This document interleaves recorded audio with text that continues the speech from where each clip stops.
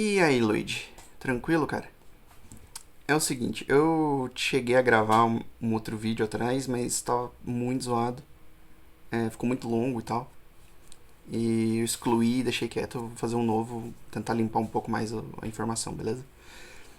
É o seguinte, então o que que eu vou discutir contigo aqui? O que que eu vou te apresentar aqui? A planilha que você me mandou, eu tenho alguns problemas nela, é, tem que dar uma olhada lá. Segundo, características dos dados, né, que a gente tem que trabalhar para fazer o modelo e fazer a estimação e etc. Daí depois mostrar. Porque depois eu vou te dar um preâmbulo de uma. Antes de entrar na técnica, porque só para tu ter uma noção de como funcionam os modelos de microeconometria baseado em dados de contagem, que a gente vai precisar entender por cima, não precisa ser nada muito profundo como funciona isso, para partir para a diagonal inflada aqui, tá? E também vou te explicar o conceito de variável de exposição, porque a gente vai precisar disso na técnica que a gente vai usar aqui, beleza? E também como usar esse pacote no R. Instalando talvez não seja nem a melhor palavra, porque você não instala da maneira convencional, tá? Aliás, esse aqui foi o principal motivo de eu adiar esse vídeo por tanto tempo. Eu demorei a descobrir uma maneira de fazer isso. E na verdade ela é bem tosca, bem simples, bem óbvia e eu não sabia. Mas não é install packages, entendeu? Não funciona assim. É, Enfim, então eu vou abrir isso aqui contigo, beleza? Então vamos para a primeira parte, que são os dados que a gente tem, que você me mandou ali. Certo. Tem algum problema acontecendo aqui, tá? É... Tem algum problema acontecendo aqui. Tem muitos municípios que tem esse hashtag valor, tá? Em agressões. E tá errado. Porque tem muitos desses hashtag valor não tem nenhum problema. São municípios cuja taxa deu zero para aquele ano, certo? E aqui tá hashtag valor por algum motivo. Eu não sei como que você tá tirando. Aqui tem um PROC-V, né? Pera aí. Aqui tem um PROC-V.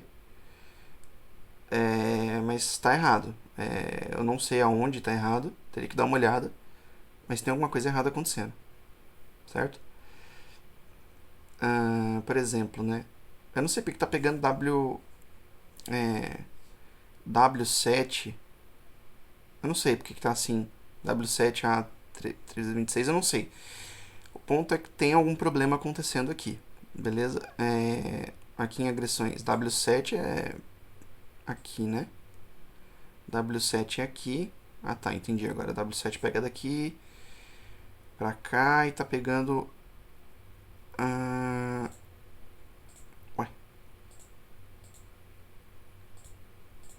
Esse cara aqui. Tem algum problema com esse valor aqui. Esse hashtag valor aqui tá errado em algum lugar, tá? Porque, por exemplo, o fato de não ter nada aqui no feminino, tá vendo? De ter zero ocorrências. Tá em branco.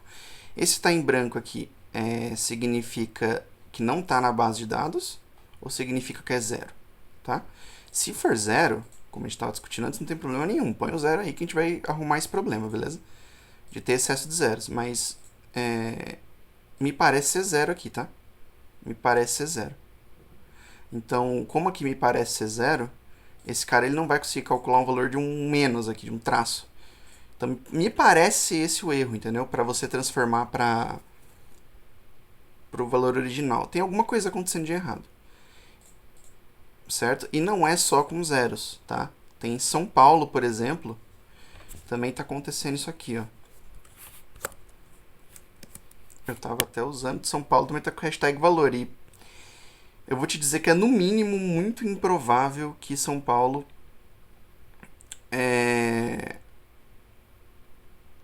se bem que eu tenho que ver se é a mesma São Paulo, né?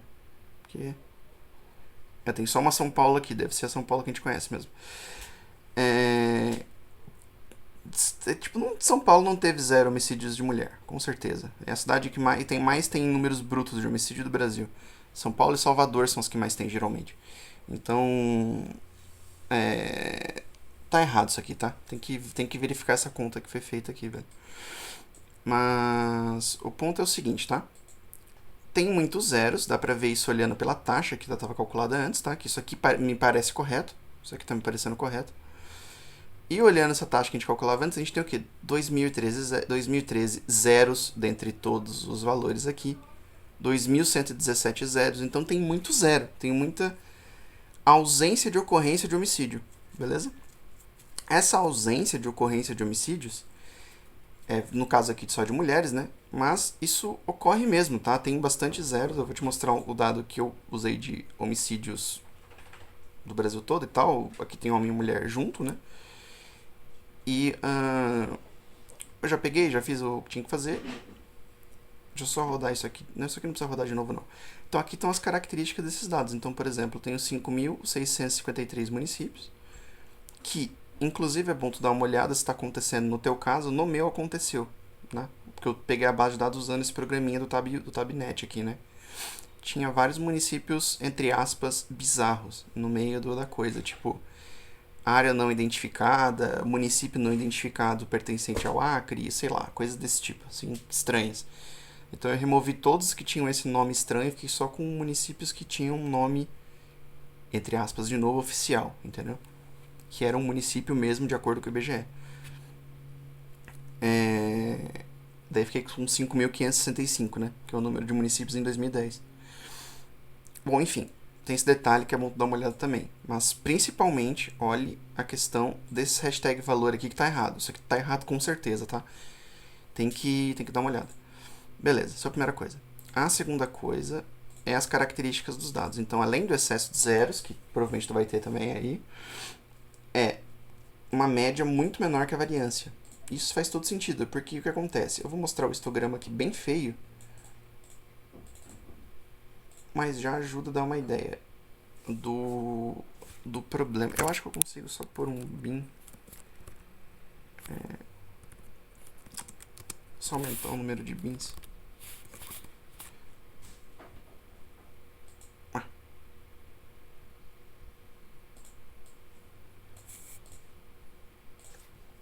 Só um minutinho, velho. Só.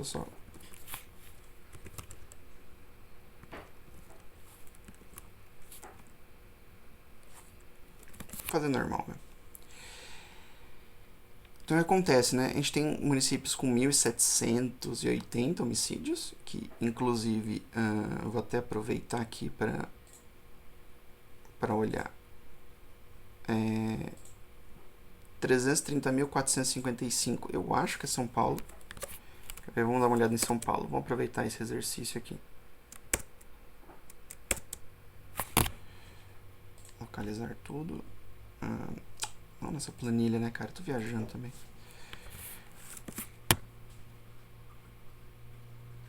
Localizar tudo. São Paulo. 355.030, né? Vamos dar uma olhada aqui. Ó, 355.030. Então, por exemplo, no ano 2010, 1.234 homicídios são de São Paulo, da minha base de dados, entendeu?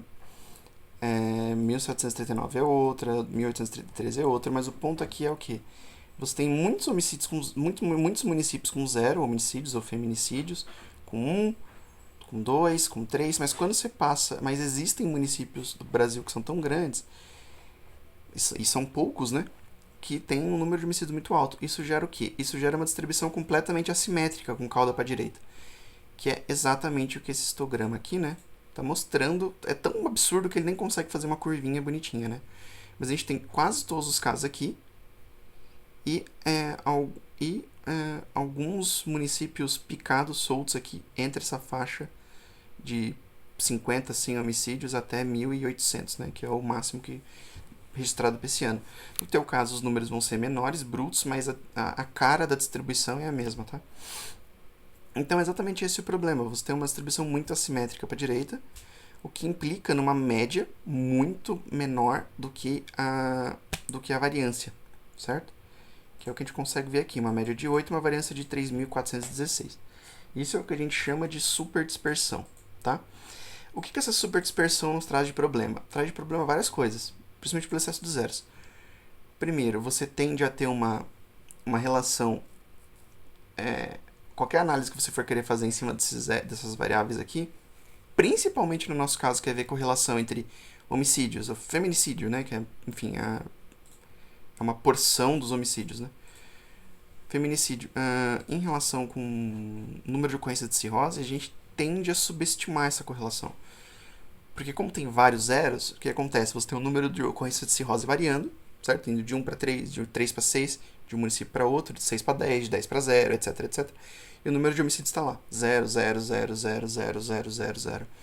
Então isso tende, isso puxa a nosso, tanto o coeficiente de correlação quanto o valor da covariância bruta, né, para baixo. Fazendo com que fique difícil de identificar essas correlações de maneira fidedigna, entendeu? Então esse é um primeiro problema que a gente tem que ter atenção. E o segundo problema da média em relação à variância é que isso gera uma superdispersão, certo? Qual é o problema da superdispersão? É que, dado que esses dados são dados de contagem, o que é um dado de contagem, né? Você tem 0 homicídios, 1 homicídio, 2 homicídios, mas você não tem 1,5 homicídios, ou 3,8 homicídios, não faz sentido. Então, as distribuições de probabilidade que a gente usa para modelar isso são distribuições de probabilidade voltadas para dados de contagem, certo? Quais são as distribuições mais conhecidas? Tem algumas, mas as mais conhecidas e utilizadas é distribuição Poisson e distribuição binomial, certo? Negativa binomial, desculpa. A negativa binomial é chata de aplicar, não é fácil de fazer convergir os algoritmos e ela é, digamos, espinhosa de você mexer, entendeu? Dá pra fazer, você pode ter sorte de conseguir o feeling de encontrar, no seu caso específico, como fazer o algoritmo de maximização convergir, mas geralmente ela é bem espinhosa de mexer, entendeu? Então o que a gente faz? A gente geralmente vai para Poisson, que é mais fácil de aplicar, entendeu? É mais simples, é mais intuitivo, etc, etc. Na Poisson, existe uma hipótese crucial embutida, certo? Então vamos lá. Poisson Distribution, né? Dá uma olhada. Então, o que tem na distribuição Poisson para cada variável? Existe uma hipótese muito... Dá um zoom aqui. Existe uma hipótese que a gente chama de equidispersão. O que significa essa hipótese de equidispersão? Significa que se assume na distribuição Poisson que a variância é igual à média. Então, ou seja, a esperança matemática de uma variável que segue uma distribuição Poisson é lambda. E a variância de uma variável que segue uma distribuição Poisson também é lambda.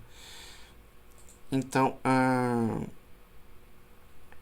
gente tem esse problema de que a gente assume aqui a variância de uma distribuição Poisson é igual a lambda. Então, a gente tem esse problema que a gente assume que a esperança matemática é igual a lambda, ou seja, a média é igual a lambda, e que a variância é igual a lambda, certo? De tal modo que distribuições normais, não normal de distribuição normal, é que o jeito normal de se estimar, usando distribuição Poisson, você fazer essa hipótese de que média é igual a variância é uma hipótese muito forte, porque, de novo, média não é igual a variância. Você falar que 8.77 é igual a 3.400 é criminoso. Então, o que se adota nesses casos? Maneiras de se tratar com a superdispersão, certo? Então, essa é uma principal característica do dado que a gente vai usar, da técnica que a gente vai usar, que consegue tratar a superdispersão, tá ok? Que mais? Segundo fator. E aqui é um pouco mais complexo ainda. Eu vou entrar já no artigo dos caras antes da gente começar. O que acontece, tá? Esse aqui é um exemplo, mas muitos modelos fazem isso. Quando você quer medir a correlação entre variáveis discretas, você tem diversas maneiras de fazer isso, tá? Você pode fazer isso usando o coeficiente de Spearman, você pode fazer isso até usando o coeficiente de correlação de Pearson mesmo, mas, de novo, você não vai estar modelando esse problema de inflação de zeros e nem o problema de superdispersão. Se bem que o problema de superdispersão não sei se é um problema para ver a correlação desse sentido, mas enfim, o excesso de zeros vai ser um problema, tá? Então, uma maneira mais robusta de se fazer correlação entre... Não só fazer correlação, dá pra fazer 1 trilhão de coisas aqui dentro do que eu vou falar agora. Mas de mas de também estimar a correlação entre duas variáveis que são de contagem é utilizando uma distribuição Poisson bivariada, certo? Qual é a ideia de uma distribuição Poisson bivariada? Você assume que a tua variável 1, x qualquer, segue uma distribuição Poisson, tua variável y qualquer segue uma distribuição Poisson, você através de um processo que chama convolução, tá? Eu não quero entrar nele, mas o ponto é que você faz operações com essas variáveis de uma maneira onde a covariância também vai seguir uma distribuição Poisson, certo? Então, qual é o principal problema disso? Aqui tem um exemplo de uma distribuição Poisson bivariada padrão, certo? Onde o lambda 1 é a média da primeira variável, vamos supor no nosso caso agressões, lambda 2 a média da segunda variável, no caso o número de doenças do fígado, né? Média incondicional ou condicional, depende de como você for modelar.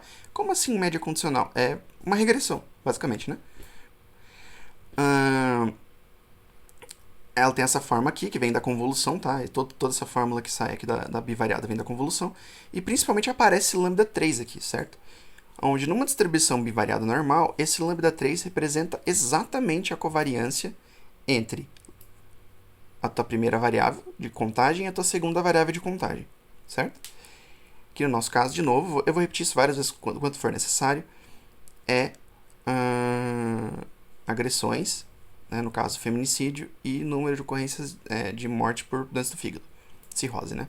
Beleza. Problema. Nesse processo de convolução, assume-se que a covariância, que é esse lambda 3 aqui, tá? Que tá vendo? Também segue uma distribuição Poisson. E qual é o grande problema disso? A distribuição Poisson, ela só é modelável para números inteiros positivos, né? Então, desculpa, ela só funciona para números positivos, né?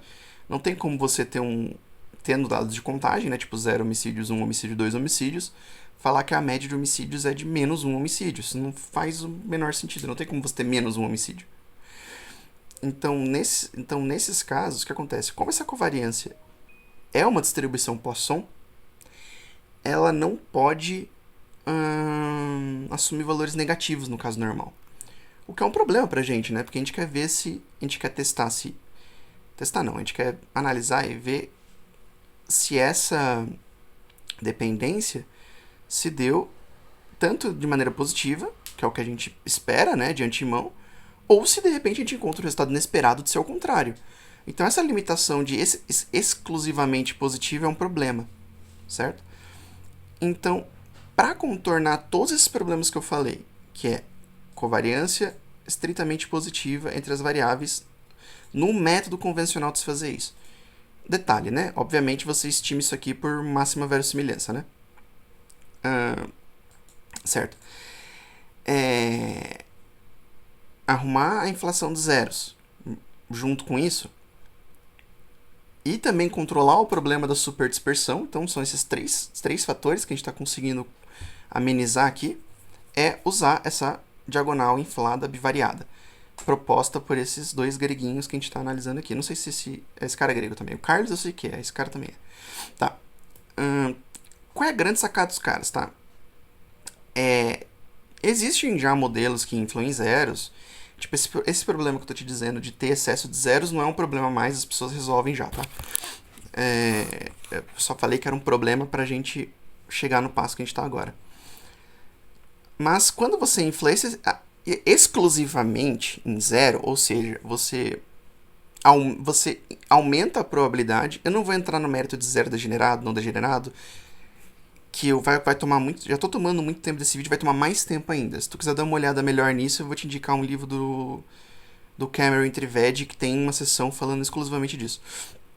Mas o ponto é o seguinte, você aumenta a probabilidade... Você, digamos assim, você estimou tua Poisson normal lá.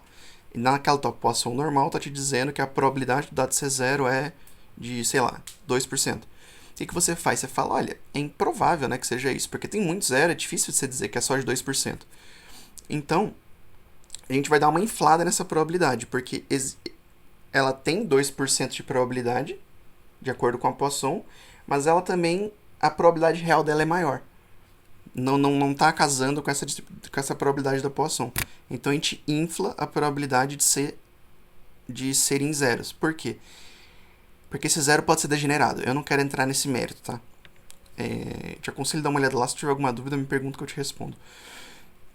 Mas o ponto é o seguinte. Então, o que a gente faz? O que se fazia? Inflava só na célula, que ele está chamando aqui, 00. O que é essa célula 00? Apenas nos casos... Vou trazer para o nosso exemplo, onde o número de doenças do fígado era 0 e o número de homicídios era 0. Em qual ocasião, por exemplo... então você inflaria apenas nessa célula, certo?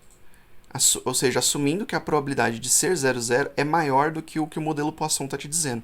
E daí você readapta a função de densidade. A função de massa, desculpa, né? Porque é uma...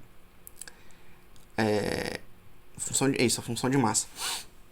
Então você readapta a função de massa para isso. Só que no caso em que você só infla em 00, ainda você não arruma o problema da covariância exclusivamente positiva. Então, o que esses caras fizeram? Inflam a diagonal inteira. Então, o que você assume aqui? Você assume que existe 1 menos P de probabilidade, ou seja, sei lá, Q de probabilidade, enfim, uma outra probabilidade, né, 1 menos P, de esses dados terem sido gerados por um processo Poisson normal, que é essa bivariada aqui, dessa bivariada, certo? E você vai assumir isso para todas as células onde x é diferente de y, ou seja, para todas as células onde o número de agressões é diferente do número de homicídio de doenças do fígado, né? O número de feminicídio é diferente do número de doenças do fígado.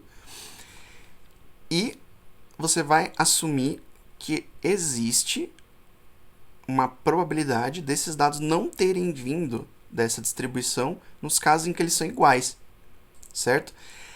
Que eles vêm de um outro lugar, que existe uma probabilidade deles terem vindo de uma outra distribuição, correto? Essa outra distribuição pode ser, por exemplo,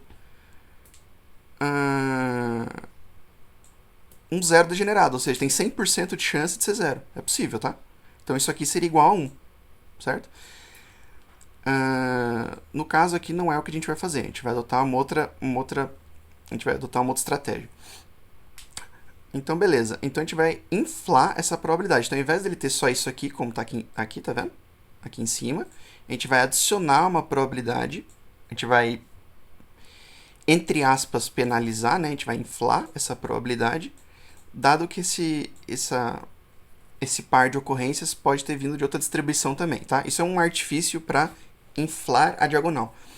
Por que a gente chama de inflar a diagonal? Porque se tu pegar a matriz, né, e montar zeros, fazer a grade da matriz, né, 0, 1, 2, 3, 4, 0, 1, 2, 3, 4, e preencher os números dentro, você está inflando justamente a diagonal da matriz, né?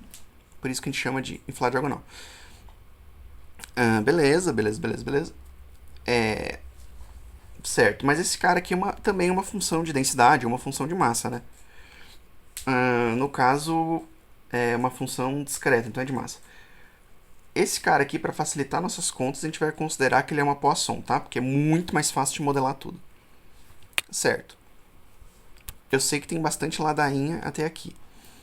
Mas o ponto é, a gente tem uma técnica que conserta todos os nossos problemas, permite covariância negativa, arruma o problema de superdispersão, você já vai ver o porquê, e também é modelável para dados de contagem.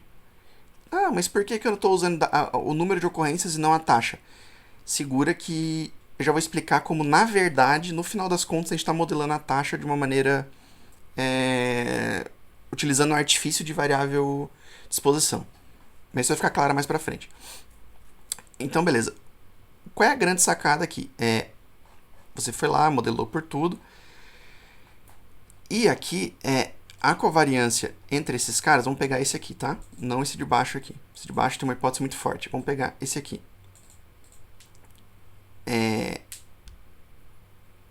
Essa covariância pode ser negativa, certo? Essa covariância pode ser negativa. E isso é muito legal, porque arruma os nossos problemas de antes. E por que eu pedi para você usar uma Poisson para essa função de densidade? Pode usar, tá? Tem essa opção para essa função de densidade. Porque ao usar uma Poisson para essa função de densidade, a gente consegue... Fica muito fácil da gente ter esperança matemática disso.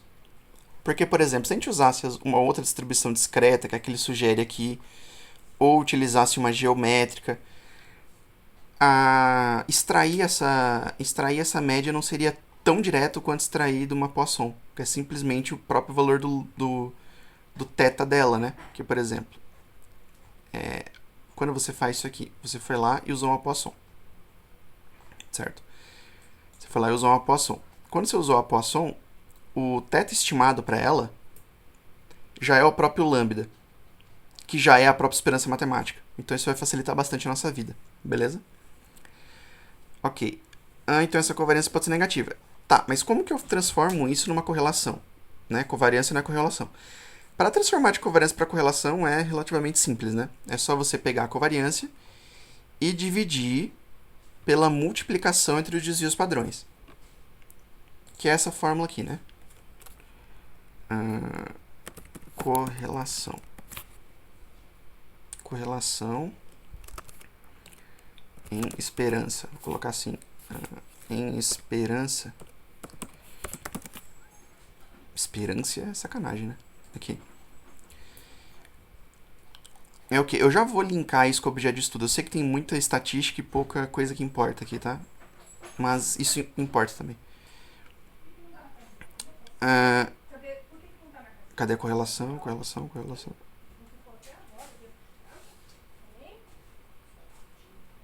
Cadê a correlação, cara? Aqui. Ó. Então, o coeficiente de correlação de Pearson é o que é? A covariância, x com y, dividido pelo desvio padrão entre de x e y, certo? Qual que é o desvio padrão de x? Nada mais é do que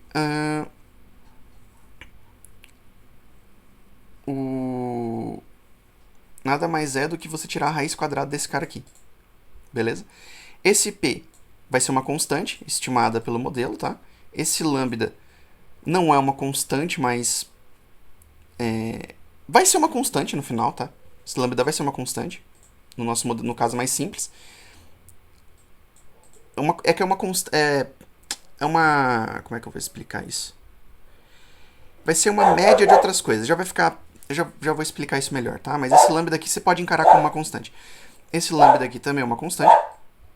Esse cara aqui também é, esse cara aqui também é. E o que mais? Esse ED de x ao quadrado não é tão difícil de modelar, porque vai ser a gente consegue extrair isso daquela Poisson, né? Só elevar x ao quadrado antes. Só elevar θ ao quadrado, né? Antes. E foi. Beleza, então a gente consegue calcular essa variância. Então, calculando essa variância aqui, de x, a de y é a mesma coisa, tá? Só que você troca lambda 1 por lambda 2. Aqui, tá? E aqui, ao invés de ser x, é y. E a gente consegue, depois, tirando a raiz quadrada, a gente tem o desvio padrão. Então, dividindo essa covariância aqui por a multiplicação de desvios padrões, a gente consegue ter a correlação entre 0 e 1. Beleza? Certo. Tá. Então, a grande sacada na questão de superdispersão e que aqui é do overdispersed que a gente está falando, é que quando você tira a distribuição marginal dessa coisa que a gente está fazendo aqui, tá? Não é mais uma simples Poisson. Você não está assumindo que os dados vêm de uma Poisson, que os dados de contagem estão vindo de uma Poisson. Cada um deles de uma univariada, que eles estão vindo de uma univariada. Você está assumindo que os dois, que esse par de observações vem dessa bivariada, cuja marginal é isso aqui. Certo? E o fato de ser isso aqui e não simplesmente uma Poisson, que é o que está aqui, tá vendo? Permite com que a gente consiga modelar para casos de superdispersão. Certo? Para casos onde a variância é maior que a média. Então isso aqui conserta todos os nossos problemas e é um método que funciona. Tá ok? Certo. Pra gente não precisar fazer... deixa eu dar uma olhada. Tá. Gastou bastante tempo, mas é necessário e provavelmente tem um monte de dúvida ainda, tá? Mas a ideia básica é isso. Então qual é a ideia? Tendo a técnica em mãos e tendo... Oh, caramba! E tendo o pacote em mãos, já vou explicar como você usa isso. O que a gente vai fazer, tá? Agora que tá tudo bonitinho. A gente faz, como tu já montou aqui, certinho, uma aba para cada ano, tá? Um modelo para cada ano, certo? Um modelo para cada ano. Um modelo para cada ano. E a gente vai ter um coeficiente de correlação que está controlando todas essas tralhas que a gente discutiu agora para cada ano, certo? Então a gente vai ter 17 coeficientes de correlação. Tendo 17 coeficientes de correlação, um para cada ano, certo? A gente consegue plotar aquele gráfico que a gente estava conversando antes, né? De ter uma bola maior, uma bola menor. Caso o sinal se altere de ser negativo ao invés de positivo, dá para trocar cor, né? Alguma coisa desse sentido. Então a gente ainda consegue fazer aquilo lá, mas de uma maneira muito mais robusta, dados os dados que a gente tem, né? Só que infelizmente também mais complexa de compreender. Beleza. Então a gente tem isso aqui. A gente faz um modelo para cada corte transversal. Certo. Detalhe. O que é variável de exposição? Vamos lá. Vamos voltar pro modelo aqui. Esse lambda aqui, tá? Ele representa a esperança matemática do x, o lambda 1. E o lambda 2 representa a esperança matemática do y, certo? Isso na distribuição bivariada, que é o que está lá dentro. No nosso caso, por exemplo, é você dizer, supondo que x seja o número de feminicídios, é você dizer qual é o valor médio esperado de feminicídios, certo? Por município. E esse aqui sendo o número de cirrose lá, de morte por doença do fígado, cirrose, esse aqui seria a esperança matemática do número de doenças de cirrose, certo? Então, cada um desses caras é a esperança matemática da variável.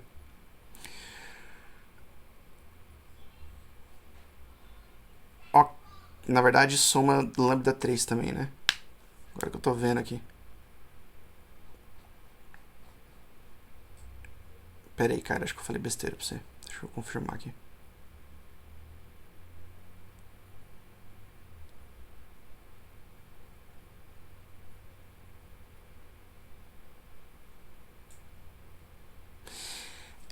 Eu falei merda. Você tem que olhar isso aqui, tá?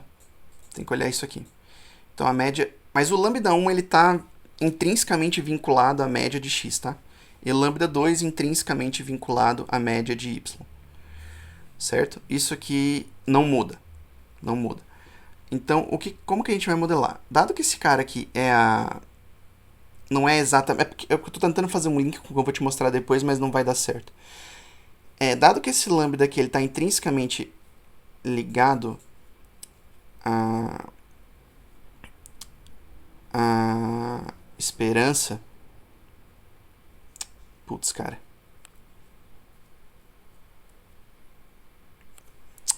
Acho que o que eu pensei não vai funcionar, velho. Isso aqui tá bom, mas eu acho que... Deixa eu pensar.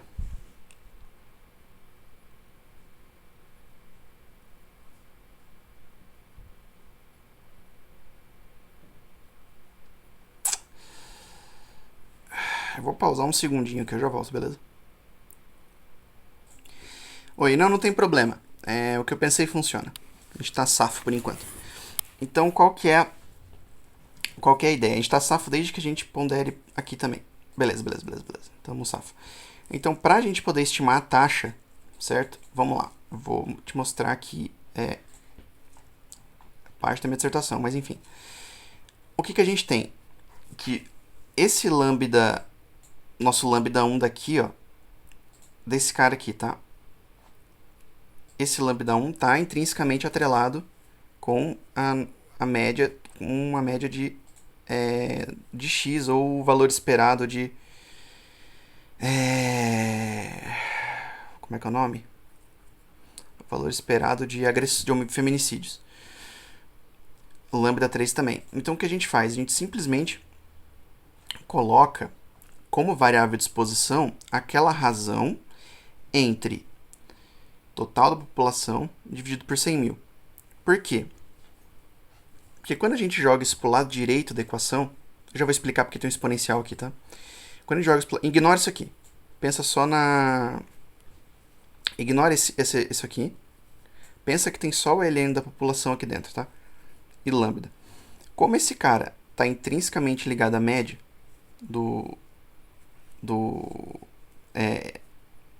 de x, do número de feminicídios, por exemplo, quando a gente coloca o logaritmo dessa razão que eu te expliquei aqui, na prática, o logaritmo é porque está em exponencial aqui na frente, tá?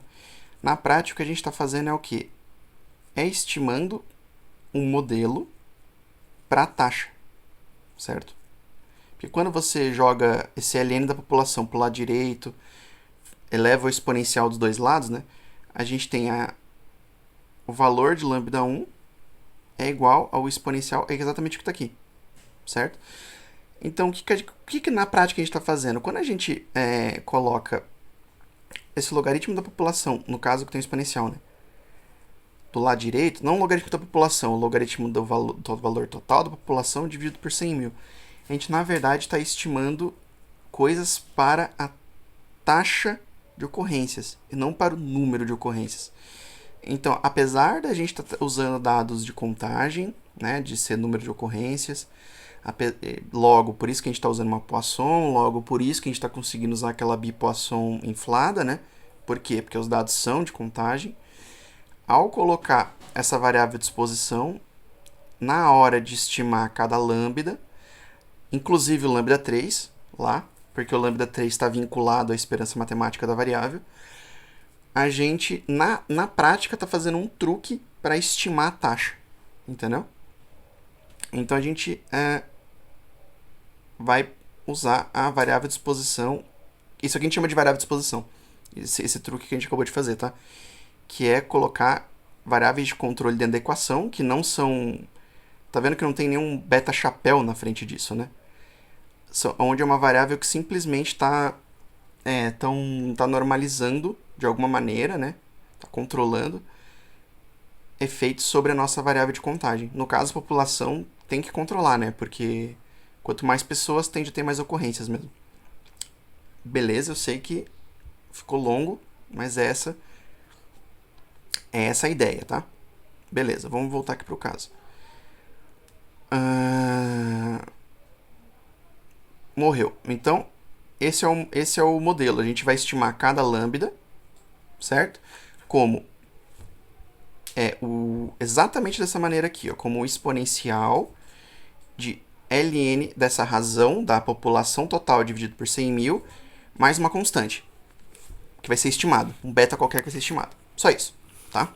É esse pedaço aqui, basicamente, da equação. Por que exponencial do logaritmo disso aqui, tá? Por que fazer esses truques de usar um exponencial? Porque como já foi dito, né? Esse lambda ele está atrelado à média de uma distribuição Poisson, certo? De uma marginal Poisson. Então esse cara aqui ele não pode assumir valor negativo.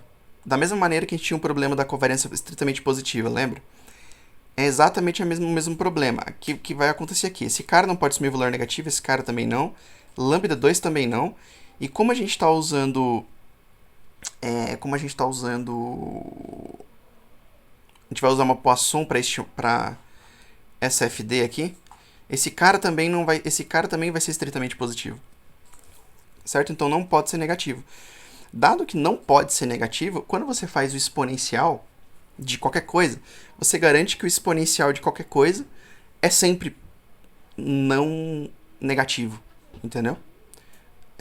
Então dessa forma, a gente, para qualquer valor de beta que for estimado, né, dessa constante aqui, a gente garante que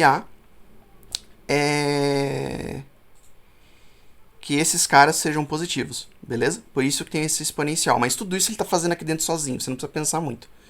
Você não precisa se preocupar, eu tô só te explicando. Beleza, morreu. como a gente faz, como a gente usa esse pacote dentro do R. Então, o que você tem que fazer, tá? Você vai ter que... Não dá para usar um install package, não dá para usar o DevTools, pelo menos eu não consegui. A maneira que eu encontrei que esse cara ele foi descontinuado, e depois arrumaram, enfim. A maneira que eu encontrei foi o quê? Foi entrar no site aqui, que os caras colocaram o pacote, daí tem aqui, né? Eu peguei esse zip da última dessa versão de 2007, tá?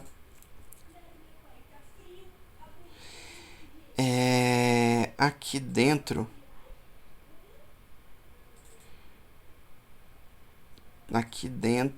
eu tô tentando achar a coisa que eu usei, cara.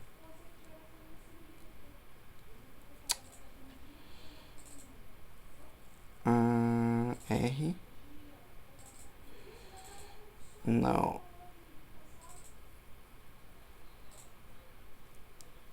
Ah, tá. Desculpa, não foi isso não, cara. É que eu tentei tanta coisa aqui que eu tô me confundindo. Eu simplesmente baixei isso aqui, tá?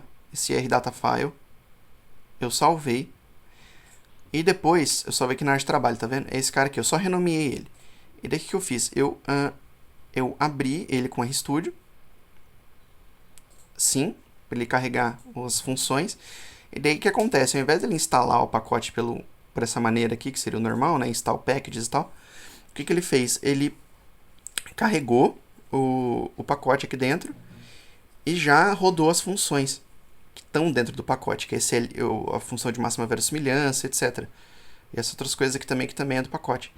Então, na prática, é como se você tivesse com o pacote instalado, entendeu? Só que sem instalar. Você rodou o arquivo data, assim ele carregou as funções, entendeu? Que foi programado pelos gregos ali. Beleza? Então é assim que você consegue utilizar o pacote dentro do R. Ok. Coisas que são relevantes de se ver aqui. Primeiro, a função que a gente vai usar aqui é prioritariamente a função que infla na diagonal. Então tudo isso aqui não serve pra gente. Quer dizer, isso aqui serve para você entender o que é isso aqui, tá?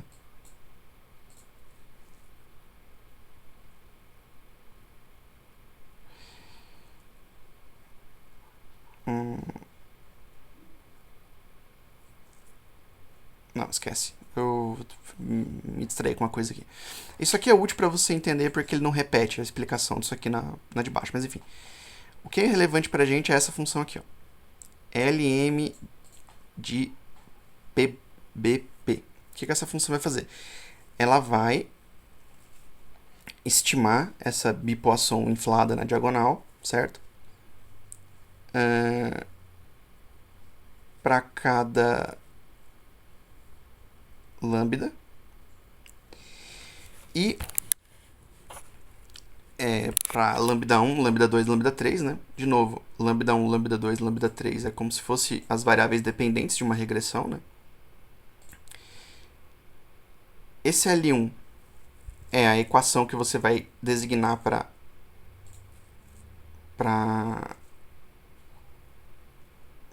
lambda 1. Eu só quero ver se ele já faz o LM, cara. Se ele já deixa exponencial, entendeu? Ah, não, ó, tá vendo? Ó? Log de y, lambda 1, desculpa. Então o que acontece? Ele já passou o log dos dois lados de maneira com que você escreva bonitinho do lado direito. Então o que você vai escrever do lado direito? Apenas os parâmetros que você vai considerar na equação. Quais são os parâmetros que você vai considerar na equação aqui, né? Como a gente já explicou. É só o logaritmo dessa razão da população. Acabou. Mais nada. E a gente vai pedir para ele... a gente vai deixar ele estimar um intercepto para cada um, porque é relevante para a gente. Certo. Então, L1 nada mais é do que apenas o... Putz. A única variável que a gente vai usar aqui é o logaritmo da população. Da população não, daquela razão, né? População por 100 mil. L2 a mesma coisa. E L3 a mesma coisa. Só isso, tá? O resto, a única coisa que você vai mudar é essa distribuição. Você troca para Poisson para facilitar a sua vida. E é isso aí. Os fits o que interessa pra gente vai estar aqui, beta 1, beta 2, beta 3, o P e o θ. Por quê?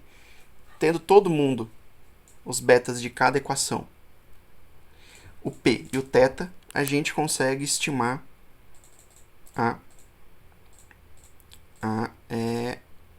deixa eu voltar para cá. A gente consegue estimar essa esperança. A gente consegue estimar a esperança, não. A gente consegue, mas não é o relevante pra gente. A gente consegue estimar essa variância e a gente consegue estimar essa covariância, certo? Essa covariância e as duas variâncias, a de x e a de y, né, é o que a gente precisa para calcular os coeficientes de correlação. Lembrando de novo, cara, esse aqui para x está usando o lambda 1. O para y, troca todos os lambda 1 por lambda 2. Beleza? Mas a fórmula é a mesma, e óbvio, né? Aqui por y. Ok. Então tem aqui, cadê o... Aqui. Certo? Então você estima isso, colocando só o logaritmo dessa razão como cada equação. O jeito de escrever isso aqui é igual ao da regressão, tá? É igual da função LM normal, que a gente está acostumado, que é assim, né? Então, vai ter, você simplesmente coloca aqui, por exemplo, no primeiro, vamos supor que seja os dados de agressão, né? Coloca dados de agressão, tiozinho,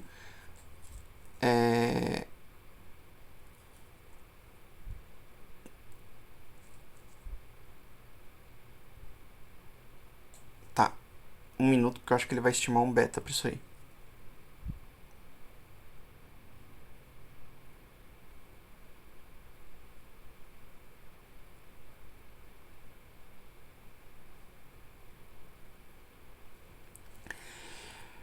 Ai, ai.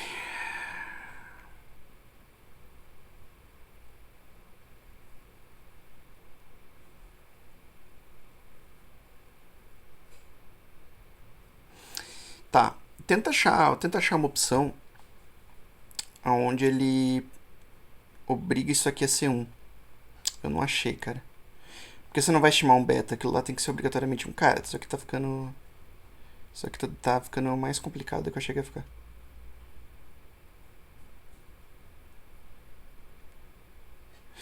Tá, cara, tenta caçar aqui e ver se existe alguma opção que obriga o beta aqui a ser 1. Beta 1 aqui a ser 1, beta 2 aqui a ser 1 também, tá? E o do daqui também a ser 1. Por quê? Porque você não vai estimar esse cara aqui não vai ter um beta junto com ele. Ele vai ser sozinho, entendeu? O que vai ter um beta estimado é só é só o intercepto mesmo. Então tem que tentar achar uma maneira de restringir, obrigar esse cara a ser 1, tá? Se esse pacote não tiver uma maneira de fazer isso, tá? Que eu acabei de olhar isso agora, me dei conta disso agora. Se ele não tiver uma maneira de fazer isso, a gente vai ter que fazer isso aqui na mão. Como na mão? Na mão, tipo o jeito que eu fiz aqui, tá? Escrevendo a função de verossimilhança e depois mandando um algoritmo maximizar. É o jeito, tá? Mas isso aí a gente discute depois. Tenta primeiro ver se tem uma maneira de forçar o beta, que vai estar junto do ln da população dividido por 100 mil, a ser 1. Certo? Tenta achar uma maneira de forçar isso a ser 1. Eu não sei como fazer isso agora. Não estou conseguindo achar uma maneira. Beleza? Mas vamos supondo que tem uma maneira. Você faz isso e você vai ter as outras estimativas que é o necessário para a gente fazer as estimativas da correlação para cada ano. Beleza? O que eu tinha para te mostrar era isso. Surgiu essas coisas agora que eu não tinha pensado. Mas... talvez tenha alguma coisa aqui,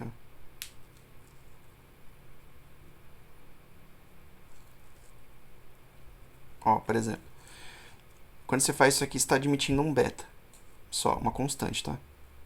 Quando você coloca só um, porque é 1 vezes um parâmetro. Então isso aqui é um jeito de você colocar constante no modelo, beleza? Que é o que a gente vai precisar. O que você pode fazer, cara, é assim, ó. Isso também funciona. Boa, não tinha pensado nisso. O que você faz? Você divide esse cara aqui. Você coloca, ao invés de colocar o x aqui, tá? Vai dar o mesmo resultado, a mesma coisa. Ao invés de você colocar o x aqui, você divide esse x pelo logaritmo não. Você divide esse x pelo valor da população dividido por 100 mil. Então a gente estima uma taxa dentro desse negócio, tá bom? Isso arruma com certeza. Então, ao invés de. Então, ignora o que eu falei antes. Ignora o que eu falei antes e simplesmente, ao invés daqui ser o número de ocorrências, tá? Isso aqui vai ser o número de ocorrências dividido pelo população total dividido por 100 mil, beleza? Aqui em cada um. Aqui e aqui. E daí aqui do lado direito a gente só vai colocar o valor 1 para ele estimar uma constante, tá? Fazer isso é exatamente a mesma coisa do que você fazer isso aqui, tá bom? Não tem problema nenhum. E é isso aí, cara. Beleza? É isso que eu queria te mostrar. O vídeo tá absurdamente longo, eu sei. Se tu quiser ver em várias partes, quiser demorar pra me responder, tudo bem. Eu sei que tem um monte de coisa que você vai ficar em dúvida, provavelmente. Mas... vai conversando e a gente vai tentando ajustar, tá? A gente vai tentando ajustar. Eu vou te passar por e-mail o Camera Trived, que tem tudo de microeconometria dentro daquele negócio.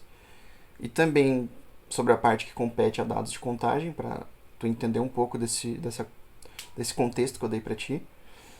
E também eu vou te passar esse artigo, né? Que esse artigo é a base para tudo e tem as funções, tem tudo dos gregos. Eu vou te passar ele por e-mail também, vou te passar tudo pelo WhatsApp.